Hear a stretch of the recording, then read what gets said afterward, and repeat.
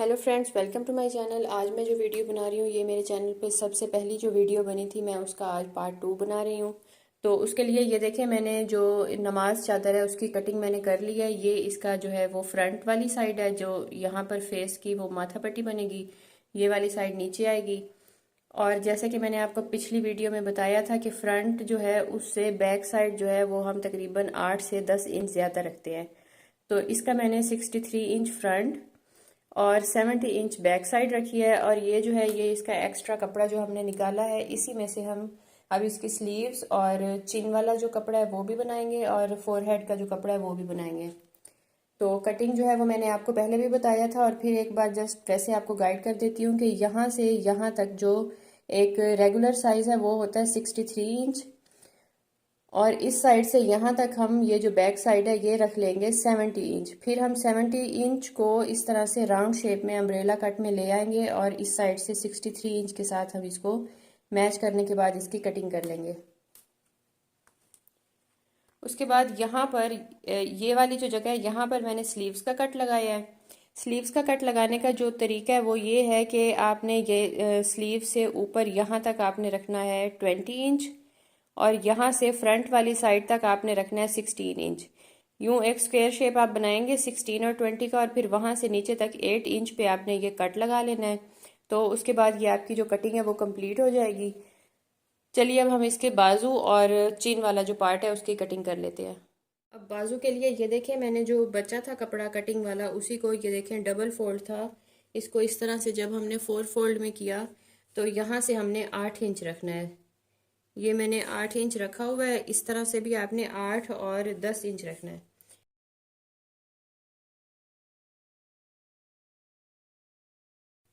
Sleeves की यहाँ से हम हल्की सी कटिंग करेंगे, बस जैसे तकरीबन 1.5 इंच की हमने यहाँ से तिरछी कटिंग कर लेनी है। और आगे से भी हम हल्की सी शेप दे देंगे। ये अब हमारे पास स्लीव्स भी रेडी हो गई हैं। अब हम रेब वाला कपड़ा लेना है।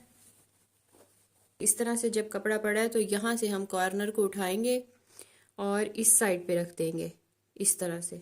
तो ये हमारा चिन वाला पार्ट आ गया। यहाँ से यहाँ तक आपने 5 इंच रखना है, और ये इस तरह से जो है इस तरह से आपने 9 इंच रखना है। अब हम इसकी इसी तरह से कटिंग कर लेंगे।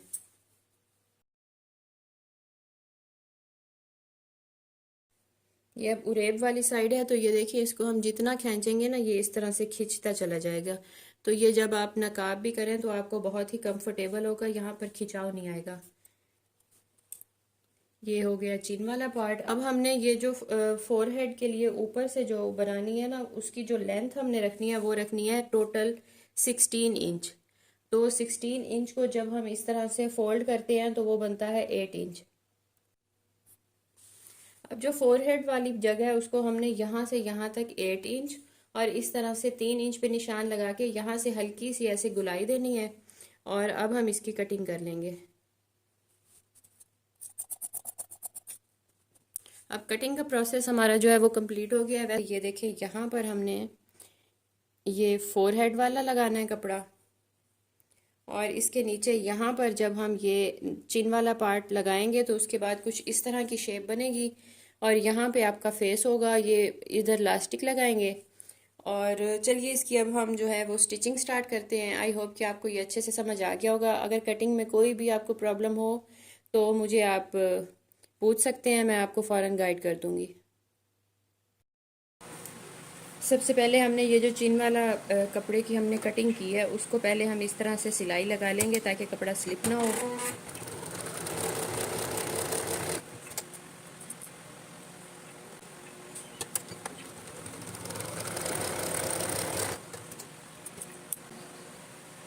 अब जैसे चिन वाले पार्ट की हमने पहले सिलाई लगाई है उसी तरह ये जो हमने माथे के लिए जो पट्टी 16 इंच की कट की थी उसको भी हम पहले इस साइड से स्टिच कर लेंगे ताकि कपड़ा जो है वो फिक्स हो जाए, इधर उधर हिले ना, क्योंकि ये डबल लेयर में है।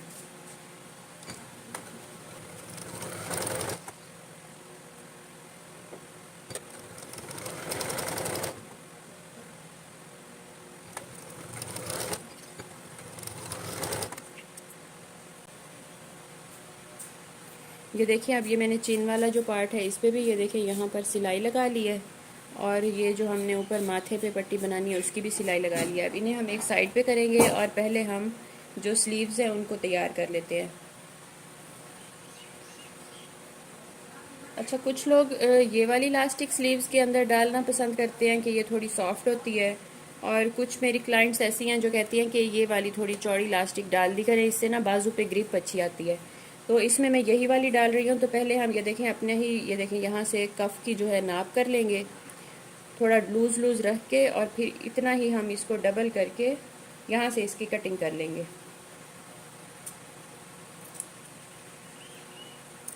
ये दोनों बाजुओं के लिए इलास्टिक जो है वो मैंने सेपरेट कर ली है। पहले हम यहाँ पर एक ऊपर सिंगल सिलाई लगा लेंगे, क्योंकि ये कपड़ा थोड़ा स्लिपरी है तो आपको ना स्टिच करने में आसानी हो जाएगी।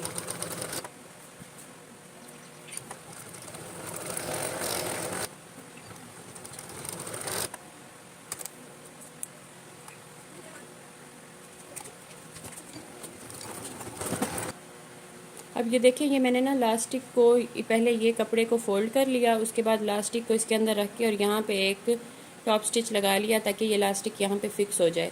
अब इसी तरह हम इस लास्टिक को इस तरह खींचते आएंगे और यहाँ पर दूसरी साइड पे भी ऐसे ही रख के और यहाँ पर ऊपर हम डबल 2-3 सिलाइयाँ लगा लेंगे ताकि ये थोड़ा सा फिक्स हो जाए यहाँ पे। उसके बाद हम इसे सिलाई करेंगे। हमने यहाँ तक सिलाई कर ली। ये देखिए अब आगे लास्टिक है, इसको हम थोड़ा सा लास्टिक को अपनी तरफ खींचेंगे, पीछे से कपड़े को यूँ पकड़ के।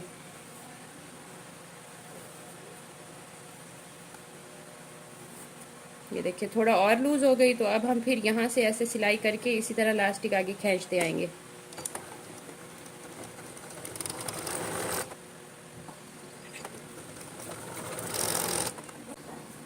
अब हम इस साइड से भी और इस साइड से भी लास्टिक को पकड़ के इस तरह अच्छी तरह से इसको खींचेंगे तो ये देखिए बिल्कुल इक्वल हो गई। अब हम इसके ऊपर एक और सिलाई लगा लेंगे।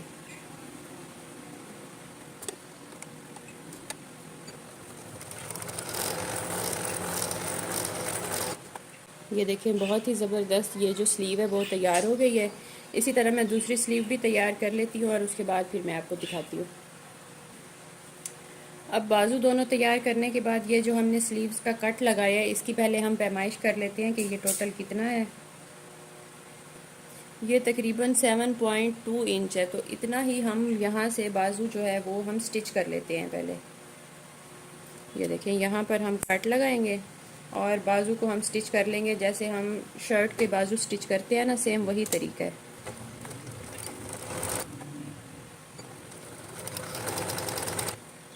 ये जो है पट्टी, इसका जो सेंटर है इसको हम यहाँ पर चादर के सेंटर के ऊपर रखेंगे और यहाँ से दोनों साइड पे सिलाई लगा लेंगे। सेंटर से दोनों साइड पे सिलाई लगाएंगे तो जो ये एज है वो इक्वल आएगा।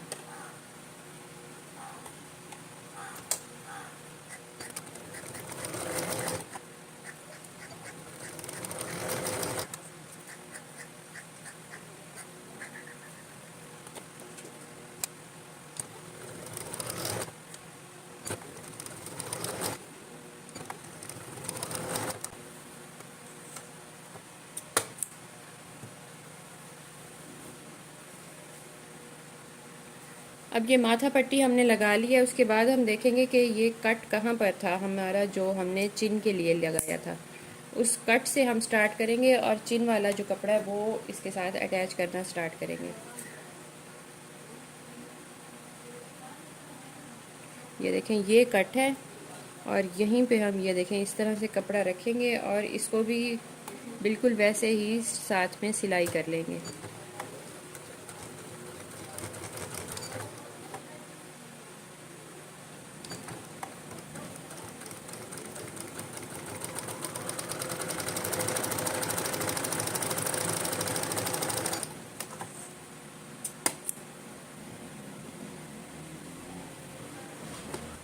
अब हम ये देखें यहाँ नीचे से चादर का जो निचला हिस्सा है वहाँ से स्टार्ट करेंगे और इसको ऊपर की तरफ सिलाई करके आएंगे।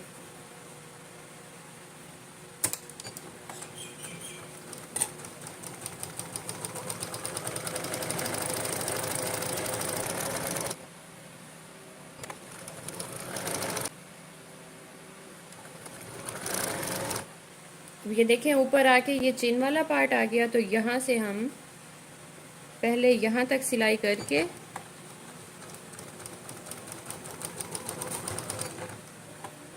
नीडल को अंदर करेंगे और फिर सिर्फ ऊपर वाले पार्ट को यूं हम घुमा देंगे और ये चिन वाला जो कपड़ा है उसको हम इस तरह से साथ लगा के इसको सिलाई कर देंगे। अब ये जो बारीक इलास्टिक होती है, ये मैंने 9 इंच का एक पीस लिया है, इसको अब हम इसके साथ अटैच करेंगे। ये देखें अटैच हमने कहाँ करना है, जहाँ पर ये फोरहेड और चिन वाला कपड़ा क्रॉस कर रहा है ना, वहाँ पर हमने इसको अटैच करते जाना है।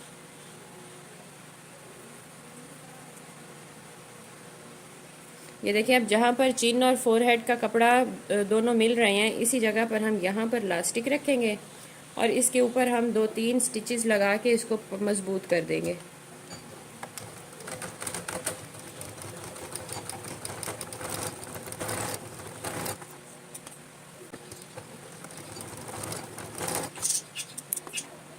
हमारे पास ये नेक्स्ट पार्ट है कि हमने बाजू अटैच करना है। बाजू अटैच करने के लिए आपने ये देख लेना है कि ये चादर की उल्टी साइड ही होनी चाहिए। ये देखिए ये उल्टी साइड ही है। अब बाजू को सीधा करने के बाद हम इस तरह से इसको ओपन करेंगे, ये जो हमने कट लगाया है, और स्लीव को इसके अंदर डाल के और यहाँ से हम इस तरह से सिलाई करते जाएंगे।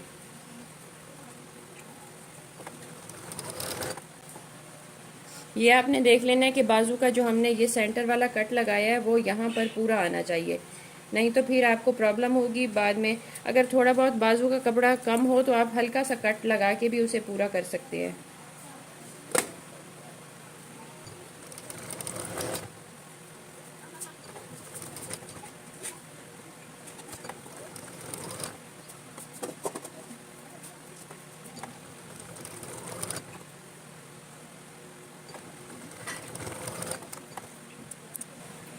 अब हमने ऑलमोस्ट चादर जो है वो कंप्लीट कर ली है। ये देखें ये इसकी जो है स्लीव्स अटैच हो चुकी है और ये इसका ऊपर सर वाला जो पार्ट है वो भी कंप्लीट हो गया है। अब एक ही काम रह गया और वो है नीचे से इसको फोल्ड करना। आप अगर आपके पास ऐसी मशीन नहीं है जो मेरे पास है पीको वाली, तो आप इस तरह से पहले सिंगल को सिलाई लगाइएगा, उसके बाद इसे दोबारा फोल्ड करेंगे तो बहुत नीटली आपकी जो चादर का निचला हिस्सा है वो फोल्ड हो जाएगा। अगर आप कोई लेस अटैच करना चाहते हैं तो वो it's totally up to you कि आप इसके साथ कोई लेस अटैच कर लें। मैं यहाँ पर इसे सिंपल पीको करूँगी। तो चलिए अब हम पीको करना स्टार्ट करें।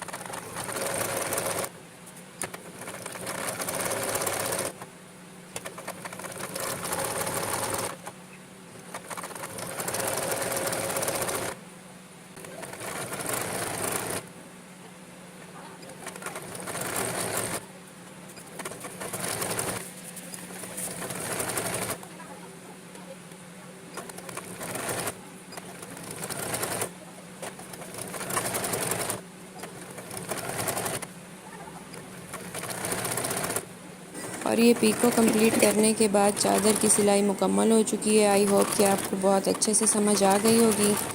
और इसका जो ये पहनने के बाद मेरी कस्टमर के रिव्यूज़ आए थे तो मैंने सोचा कि मैं आपके साथ भी शेयर करूं। ये देखें इस तरह से बनेगी। वीडियो देखने का बहुत शुक्रिया। Thank you.